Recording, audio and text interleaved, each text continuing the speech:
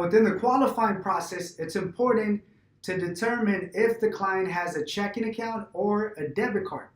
Now, let me give you a couple of reasons why it's important. Now, number one, if they have a checking account, you could offer, or a debit card, you could offer electronic payments. That's going to allow them to save a little bit of money, and it allows us to set them up within a program that technically they don't have to worry about being late or having their policy canceled. So you can use this as a way of adding value, that this option is going to be the best one, which will eliminate any late fees and cancellations. Now, when you're asking the customer if they have a checking account, you need to ask them a couple questions. Number one, ask them if they have a checking account or a debit card. That's one.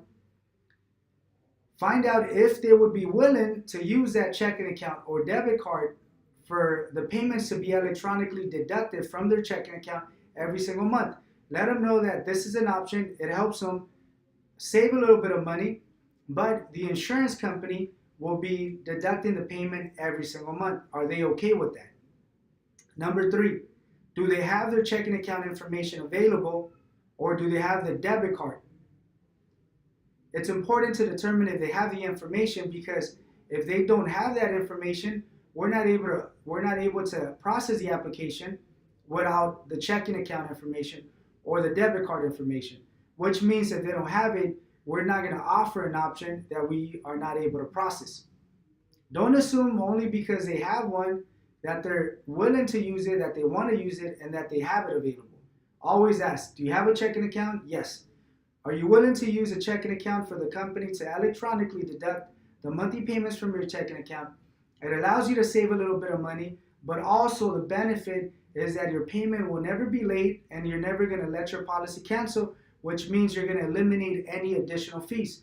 Would you like to use your checking account for electronic payments? And if the answer is yes, do you have your checking account information? I would need your checking account and your routing number. Do you have that available? No, I don't. Can you log into your mobile application, or can you log online to get it?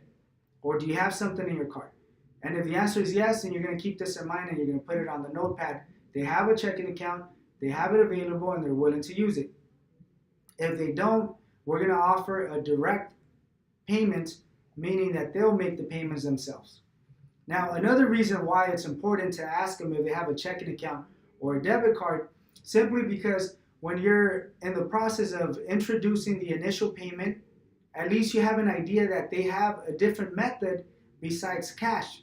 Or simply, if we're going to offer an aggressive option, we know that we could always use the hold credit card, which you're going to understand what that means. Leaving a balance, using a hold CC may be an option because we know they have a checking account. So we could offer that towards the end instead of assuming that they have it or assuming that they don't have it. So once again, being proactive is important. Understanding the situation is important. Knowing how to set up the options, how to set up your presentation is very important. So once again, ask them if they have a checking account or debit card. Would they like to use that to set up electronic payments? Do they have that information available? That's crucial. And keep in mind, it's information that we could use when we're actually offering the initial payment.